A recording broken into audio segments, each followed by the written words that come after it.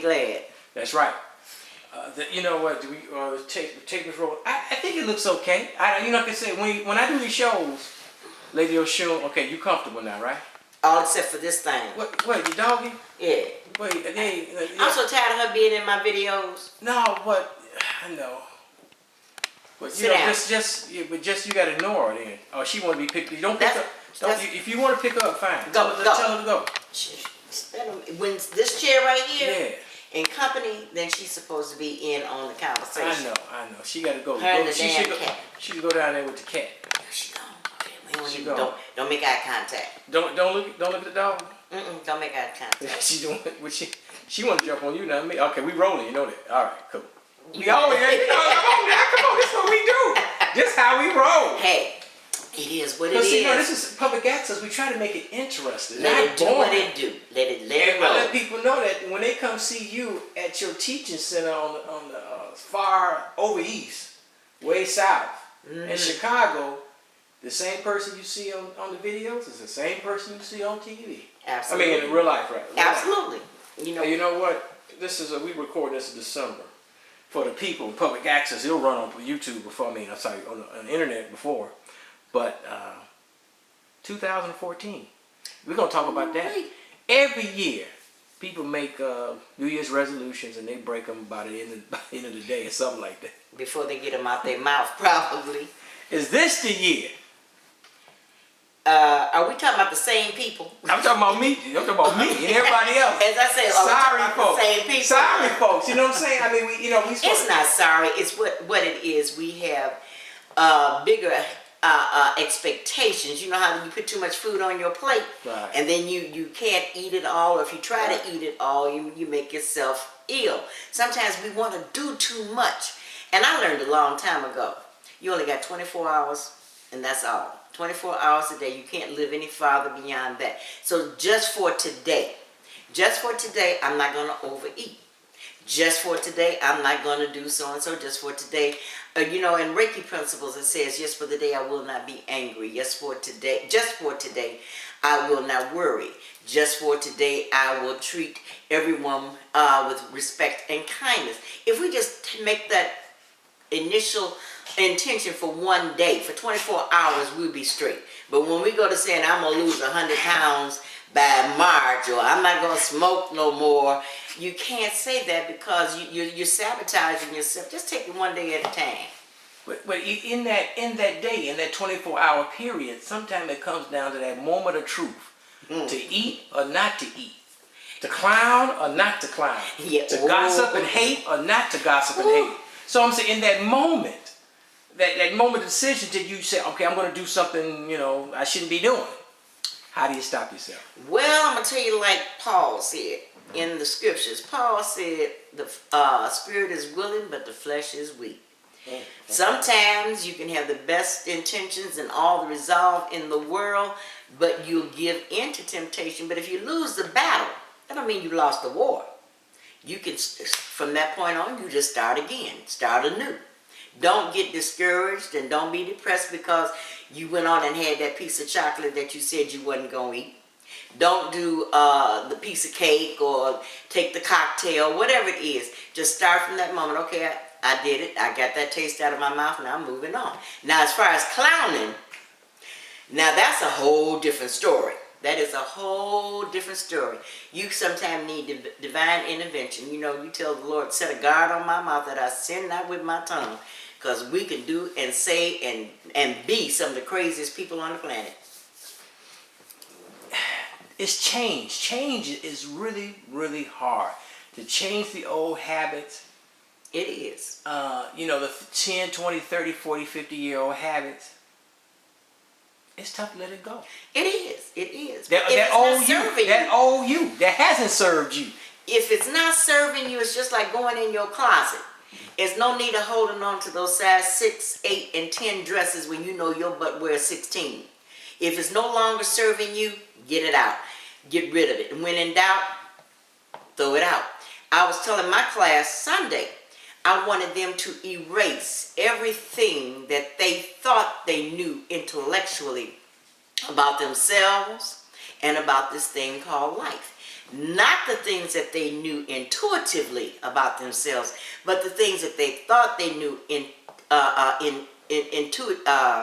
intellectually about themselves. We think we are certain things, and that's where our limitations come in, because what you are, what you think. So if you change your thinking, you can change your life. And if change is painful, but it's possible. Yeah, but it's painful. It's painful, but it's possible. It hurts. Because to give up that piece of cake, like what I like is fast food, processed food. And every diet book and everything I looked on the internet, everything they say, you shouldn't eat that processed food. But it's quick. It's quick, it's cheap, it's loaded with salt, preservatives, and carbohydrates is my devil. Carbohydrates. And to give it up, or give it up just enough when you get your act together. But you know what? I'm not going to tell anybody to give up carbs. I'm not going to tell anybody to give up anything, because you sometimes that might be your only joy in life. You do everything that you do and do it in moderation. You can't say, well, I'm going to quit eating junk food. When this is something you've been doing all your life, you taper down. You taper down. I won't go to Mickey D's today or whatever. I can't say Right. Everybody knows that. You know, I'm not going there today. Right. You know, and if push comes to shove and you hungry and this is all there is available to you, Yes. then go and do it. But that's why we say grace. We pray over our food. You pray over it and you just thank God for it, and you pray over it, and you want it to be perfectly assimilated, and you want it to be eliminated. You know, but we're not concerned with what goes into the body. That does not condemn you. It's what you hold in. Those old negative feelings, those old negative thoughts, those thought patterns, those are the things that constipate our lives. Those are the things that limit us. Those are the things that stop us from prospering. I mean, from having fulfilling relationships and from enjoying life. If you're going to be here, try to enjoy it. Whether it's fast food or a negative thought, you know you got to work on it. And it's work. Yeah, it is work. Now, a lot of folks watch these videos. They've seen you on the internet for many years. Yes. You go on the internet, you can see everybody, Eckhart Tolle and Deepak Chopra and everybody else, anybody else who think they Eckhart Tolle and or anybody got a thought they want to see. Anybody got a thought that. What I'm saying, there's a lot of knowledge out there, and I was listening to one is. motivational dude, and he said that knowing is not doing. Absolutely. I know what to do. Folks, everybody who's watching you right now, they know what to do to change their habits, change their life, be a nice person, whatever they want to do. They know what to do. They actually know how to do it. They just got to be motivated. But they ain't getting it done. What's our problem? I tell you what, sometimes it takes a catastrophic event Oh my God. to make you change. You know, I've been told several times that I had cancer. And when they said it, I said, okay, that means I got to start changing the way I think. I got to get rid of some of this stuff I'm holding in. I got to stop doing, et cetera, et cetera, et cetera. But sometimes it takes a catastrophic event. You may develop a digestive problem. And they told me for years to stop eating spicy food. Yeah, okay. Cayenne pepper, hot sauce. I couldn't eat without it, right? Right? And I kept having this sore throat. So I thought that it was something else. And then when they said, well, it might be cancer. You ain't never seen nobody put away a hot sauce bottle so fast in all your life. I don't want no hot sauce. I don't want no slap your mama seasoning. I don't want no cayenne pepper. You do, when you got the right thing getting behind you, oh, you can change. Trust me. You can change. But we get lackadaisical. It has to be something that really pushes us, that motivates us to do the right thing. Some people have epiphanies. I've heard of people, waking up and having a vision about how life can be, and about, certain things. They dream the lottery number or whatever, But it doesn't happen that way for most of us. We have to work at it. And it works if you work it. But if you don't work at it, you can know it. You can intuitively know that this is something I need to stop doing. Intellectually, you may know how to do it. But unless the spirit within you pushes you to do it, or something outside of yourself pushes you to do it, you're just going to keep on doing what you're doing, staying in the same old position that you've always been in.